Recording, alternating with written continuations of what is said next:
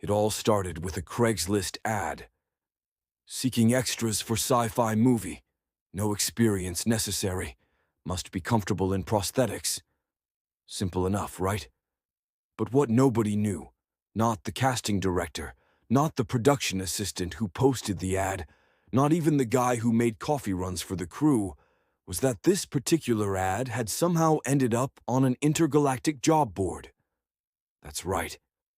Somewhere in the vast expanse of space, on a planet called Zorblax 7, a group of aliens stumbled upon Earth's peculiar little job listing. To them, it read like this: seeking authentic alien beings for cultural exchange program, payment in Earth currency, free snacks provided. Now, Zorblaxians weren't particularly bright, but they were opportunistic. And besides, they'd heard rumors about Earthlings being the galaxy's dumbest species. So naturally, they thought this was their chance to make some easy money while studying humanity up close. The first wave of Zorblaxians arrived on set 3 days later. They didn't bother disguising themselves. They assumed humans wouldn't notice. After all, these were creatures with translucent skin, 6 glowing eyes, and tentacles where their legs should have been. But when they showed up at the studio, the humans just clapped their hands and said, "Wow, great costumes, you guys look amazing."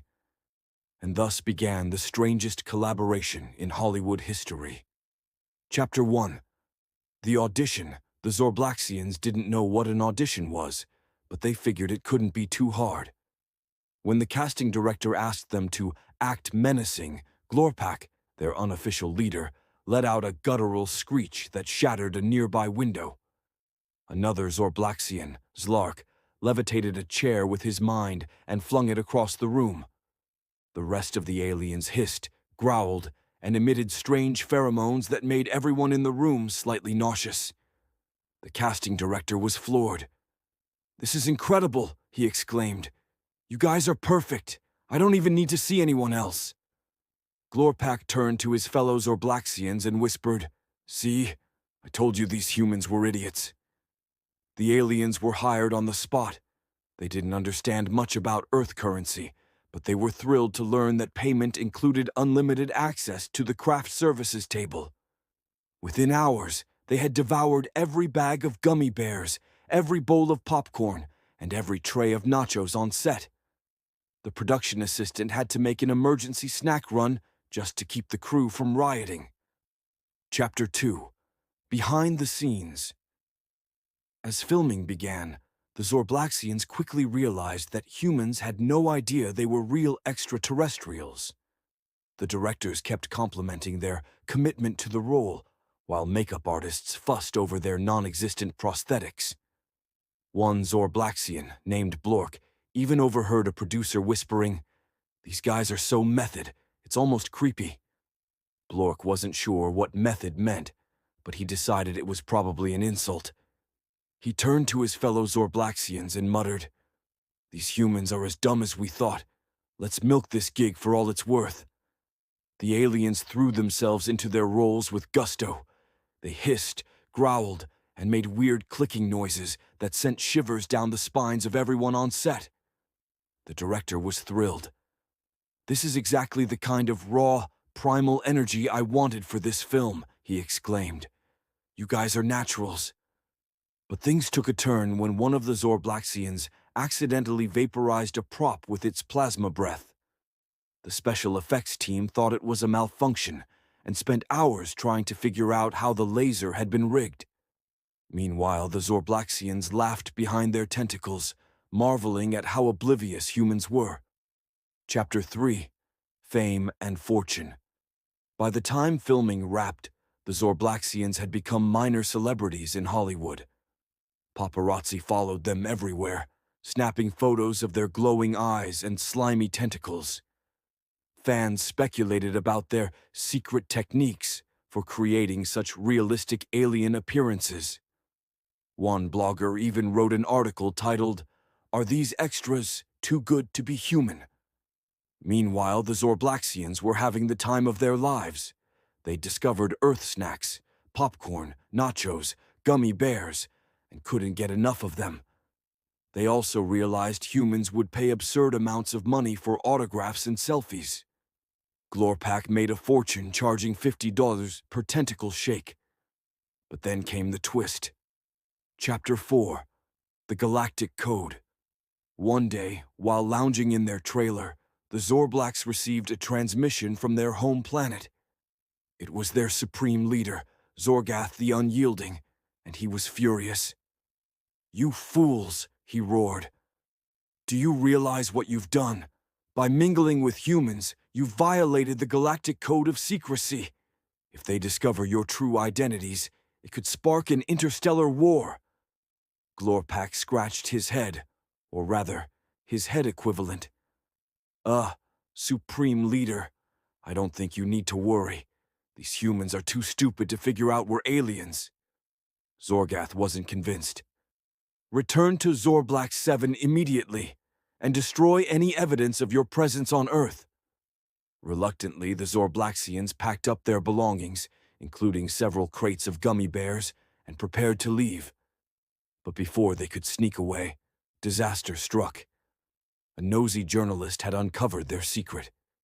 He published an exposé titled "Hollywood's Alien Extras: The Shocking Truth." Chapter 5. Humanity Reacts. The internet exploded. Conspiracy theorists rejoiced. Scientists panicked. Governments scrambled to figure out what to do. And yet, the general public didn't seem all that concerned. Most people just shrugged and said, "Well, that explains why they were so good in those movies." As chaos unfolded around them, the Zorblaxians decided to stay put. After all, humans didn't seem interested in declaring war. If anything, they seemed more interested in hiring the aliens for new projects. Glorpak was offered a lead role in a blockbuster franchise. Another Zorblaxian landed a lucrative endorsement deal with a snack company. Eventually, Zorgath gave up trying to bring them home. "Fine," he grumbled. "Stay on Earth if you want, but don't come crying to me when these idiots blow up their own planet." Chapter 6. Hollywood Takeover. The Zorblaxians settled into their new lives as Hollywood stars, enjoying fame, fortune, and an endless supply of gummy bears. They started branching out into other genres: romantic comedies, action thrillers, even musicals. Critics raved about their performances, calling them groundbreaking and otherworldly. But their success didn't go unnoticed by other alien species. Soon, Hollywood became a hotspot for extraterrestrial talent. Martians, Venusians, and even a few rogue Plutonians flocked to Earth, hoping to cash in on the entertainment industry. Humans, of course, assumed they were just really good actors. Chapter 7. The twist: just when it seemed like things couldn't get any stranger, the Zorblaxians discovered something shocking. Humans weren't as dumb as they thought. In fact, some humans had figured out their secret years ago, but decided to keep quiet. Why? Because having real aliens in Hollywood was great for business. Producers started negotiating deals directly with alien agents. Scientists secretly studied the extraterrestrials, using their biology to develop new technologies. And somewhere deep in the Pentagon, a classified document titled Operation Movie Star outlined plans to use Hollywood as a front for intergalactic diplomacy.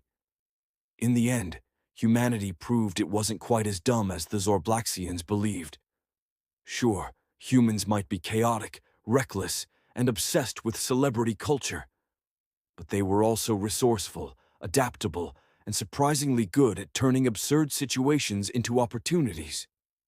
And somewhere in the cosmos, Zorgath shook his head and muttered, "Humans, they might be idiots, but they sure know how to put on a show."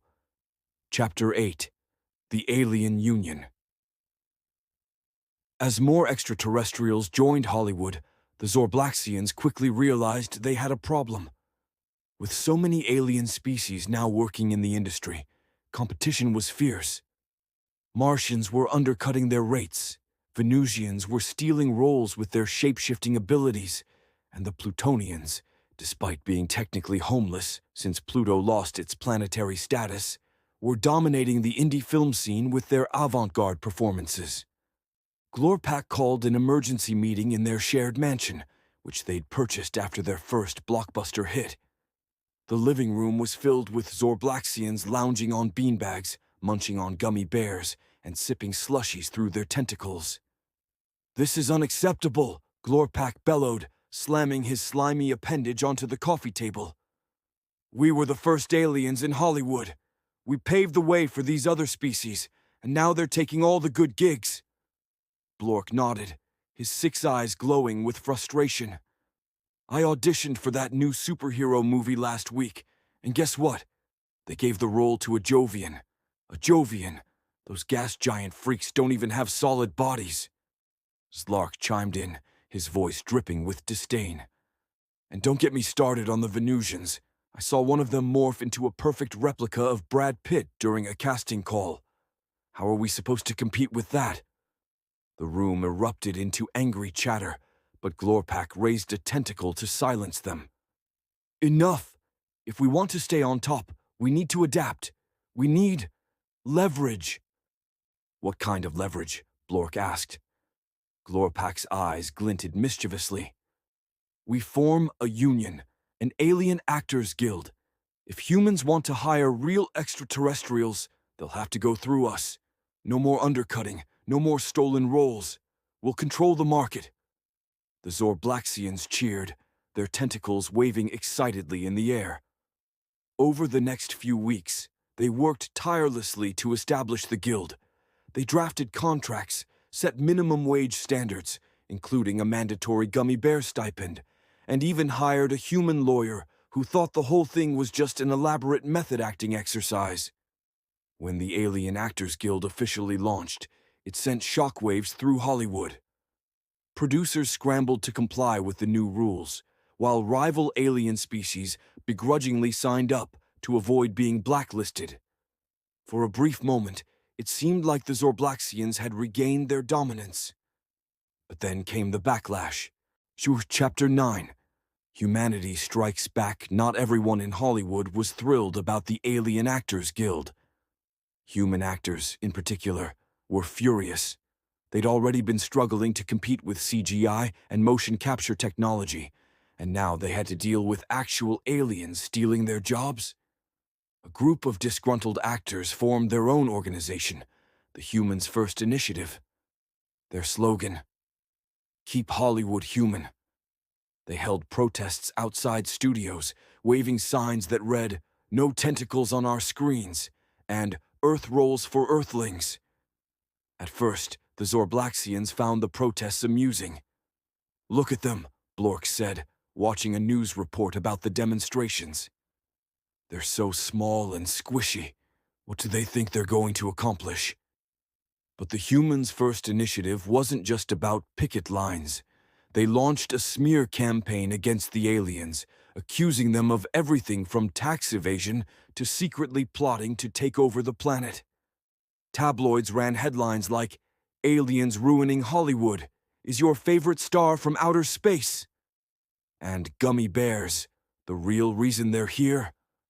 The final straw came when a leaked memo revealed that several major studios were considering replacing their alien stars with holographic duplicates. The Zorblaxians were outraged. "Holograms," Glorpak exclaimed. "We're not going to be replaced by glorified light projections." Realizing they needed to win back public support, the Zorblaxians decided to take drastic action. Chapter 10. The Redemption Arc. The Zorblaxians hatched a plan to prove that they weren't just freeloading aliens. They were valuable contributors to Earth's culture. They decided to produce their own movie, a heartfelt drama about an alien family trying to fit in on a strange new planet. It would be written, directed, and starred in entirely by extraterrestrials. The project, titled Tentacles of the Heart, was an ambitious undertaking. The Zorblaxians poured their savings into the production, even selling off their beloved gummy bear stash to fund special effects. They recruited alien talent from across the galaxy, including a Martian cinematographer and a Venusian costume designer. Filming was chaotic, to say the least. The Martian kept floating out of frame. The Venusian insisted on changing costumes every 5 minutes, and the Plutonian sound engineer refused to work unless the temperature was lowered to -300 degrees Fahrenheit. But despite the challenges, the Zorblaxians persevered. When Tentacles of the Heart premiered, it was an instant sensation. Critics praised its emotional depth, calling it a universal story of belonging and a groundbreaking achievement in intergalactic cinema. Audiences wept openly during the climactic scene, where Glorpak's character tearfully declares, "We may have tentacles, but we have hearts too." The Humans First initiative tried to dismiss the film as propaganda, but their efforts fell flat. People loved the Zorblaxians, and they loved the message of unity and acceptance that the movie conveyed. Even the most skeptical critics had to admit that the aliens had brought something truly unique to Hollywood. Chapter 11: The Galactic Oscars. Buoyed by the success of Tentacles of the Heart, the Zorblaxians found themselves nominated for multiple awards at the Galactic Oscars, an interstellar ceremony that recognized excellence in entertainment across the universe. It was the first time Earth had ever been represented at the event, and humanity was buzzing with excitement. The ceremony itself was a spectacle unlike anything seen on Earth. The red carpet was made of pulsating bioluminescent algae. The awards were presented by a sentient cloud of gas, and the after-party featured zero-gravity dance floors.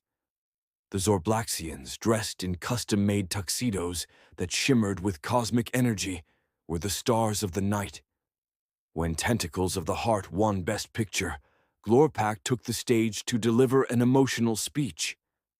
"This award isn't just for us," he said, his voice quivering with emotion. "It's for everyone who's ever felt like they didn't belong. It's for humans and aliens alike. Because at the end of the day, we're all just trying to tell our stories." The audience erupted into applause, and even Zorgath the Unyielding, watching from Zorblax 7, couldn't help but feel a twinge of pride. Chapter 12: A New Era. With their newfound fame, the Zorblaxians became ambassadors for intergalactic cooperation. They used their platform to promote understanding between species, hosting charity events, giving motivational speeches, and even starting a foundation to provide gummy bears to underprivileged planets. Hollywood, meanwhile, embraced its new identity as the entertainment capital of the galaxy. Studios began producing films specifically tailored for alien audiences, incorporating subtitles in over 3,000 languages, and using holographic projection technology to create immersive viewing experiences. As for the Humans First initiative, they quietly disbanded after their leader was caught trying to sell fake alien autographs on eBay. In the end, the Zorblaxians proved that humanity's greatest strength wasn't its intelligence or technology. It was its ability to adapt, to embrace the unknown, and to find common ground in the most unexpected places. And somewhere in the cosmos, Zorgath shook his head and muttered, "Humans. They might be idiots, but they sure know how to surprise you."